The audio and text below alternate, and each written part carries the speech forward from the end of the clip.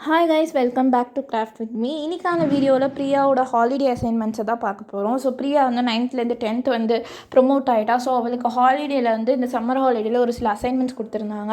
So அதை வந்து முடித்து ஃபைலில் எடுத்து வச்சுருந்தோம். இந்த தடவை கொஞ்சம் கம்மியான அசைன்மெண்ட் தான் கொடுத்துருந்தாங்க. Mostly record and class works தான் கொடுத்துருந்தாங்க. ஸோ இதுதான் வந்து அந்த அசைன்மெண்ட். நாங்கள் ஒரு A4 ஷீட்டில் எழுதி வச்சுருந்தோம் இதெல்லாம் என்னென்ன முடிக்கணும் அப்படின்ட்டு. இது வந்து சாஃப்ட் காப்பியாக ஸ்கூலில் அனுப்பியிருந்தாங்க. ஸோ பார்த்திங்கன்னா வந்து இங்கிலீஷ், தமிழ், சோஷியல் இது மூணுத்துக்கும் தான் வந்து A4 ஷீட்டில் பண்ணுற மாதிரி இருந்தது. இது எல்லாமே வந்து ரெக்கார்ட் அண்ட் கிளாஸ் ஒர்க்ஸ் தான் கொடுத்துருந்தாங்க மற்ற சப்ஜெக்ட்லாம். ஸோ இப்போ வந்து ஒரு ப்ராஜெக்டாக வந்து பார்க்கலாம். ஃபஸ்ட்டு வந்து இந்த English assignment. So border design எல்லாமே வந்து பிரியா தான் போட்டது அண்ட் கலர் எல்லாமே அவள் தான் கொடுத்தது. மேலே வந்து நேம் மட்டும்தான் நான் எழுதி தந்தேன். ஸோ இந்த இங்கிலீஷ் அசைன்மெண்ட் பார்த்திங்கன்னா எஸ்ஏ எழுதணும். ஃபெய்த் கேன் மூவ் மவுண்டெயின்ஸ் அப்படின்ற டாப்பிக்கில் எஸ்ஏ எழுத சொல்லியிருந்தாங்க, கிட்டத்தட்ட 200 வேர்ட்ஸ் யூஸ் பண்ணி. ஸோ இது எஸ்ஏ வந்து டிசைனர் ஷீட்ஸ் அப்படின்ற ஒரு ஷீட்ஸ் வந்து மார்க்கெட்டில் விற்றாங்க. ஆன்லைனில் வந்து வாங்கியிருந்தோம். அந்த பர்த்டே வீடியோவில் கூட இது காமிச்சிருப்பேன். ஸோ அந்த ஷீட்டில் தான் வந்து இது எழுதணும். ப்ளஸ் வந்து இந்த மைண்ட் மேப் மாதிரி ஒன்று பண்ண சொல்லியிருந்தாங்க. அந்த லென்கோ அப்படின்னு ஒரு லெசன் இருக்குது அவங்களுக்கு. ஸோ அந்த லெசன்லேருந்து என்னென்ன இன்ஃபர் பண்ண பாயிண்ட்ஸை வந்து ஒரு மைண்ட் மேப்பாக பண்ண சொல்லியிருந்தாங்க. மெயினாக வந்து இதில் இந்த டிசைனர் ஷீட்ஸ் இருந்ததுனால வேலை கொஞ்சம் மிச்சமாச்சு. இல்லைனா பார்டர் போட்டு லைன் போட்டு எழுதுகிற மாதிரி இருந்திருக்கும். இதுலேயே லைனும் இருக்குது, பார்டர்ஸும் இருக்குது, மேலே டேட் கூட இருக்குது. ஸோ நமக்கு ஏற்ற மாதிரி கஸ்டமைஸ் பண்ணுற மாதிரி இருக்குது. ஸோ இங்கிலீஷ் அசைன்மெண்ட் இவ்வளோ தான். நெக்ஸ்ட் பார்த்திங்கன்னா தமிழ் அசைன்மெண்ட் கொடுத்துருந்தாங்க.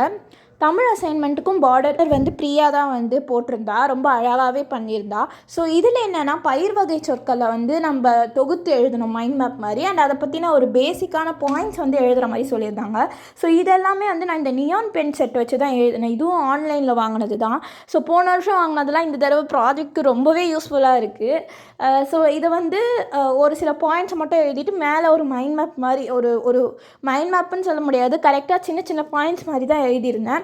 ஸோ பின்னாடி வந்து பிக்சர்ஸ் இருக்கிற மாதிரி தொகுக்க சொல்லியிருந்தாங்க. ஸோ இது எல்லாமே வந்து கலர் பிரிண்டில் எடுத்த பிக்சர்ஸ் தான். அது பின்னாடியே வந்து நாங்கள் எழுதிட்டோம். கட் பண்ணி ஓட்டுறதுக்கு பதிலாக அந்த பேஜோடைய பின் சைடே வந்து இதை எழுதிட்டோம். ஸோ பேஜும் வந்து சேவ் ஆச்சு. இப்படியும் பண்ணலான்னு சொல்லியிருந்தாங்க டீச்சர்ஸும். ஸோ இப்படியே பண்ணியாச்சு தமிழ் ப்ராஜெக்ட். ஸோ இதுதான் வந்து ஓவரால் அவுட்லுக். அண்ட் நெக்ஸ்ட் வந்து பார்த்திங்கன்னா சோஷியல் ப்ராஜெக்ட் வந்து ஒரு கேஸ் ஸ்டடி மாதிரி ஒரு எக்ஸாம்பிள் வச்சு sustainable development in ground water and crude oil இதை பற்றின ஒரு டீட்டெயில் டிஸ்கிரிப்ஷன் மாதிரி எழுத சொல்லியிருந்தாங்க A4 ஷீட்டில். ஸோ இதுவுமே வந்து பார்டர் டிசைன் பிரியா தான் எல்லாமே இந்த தடவை போட்டது.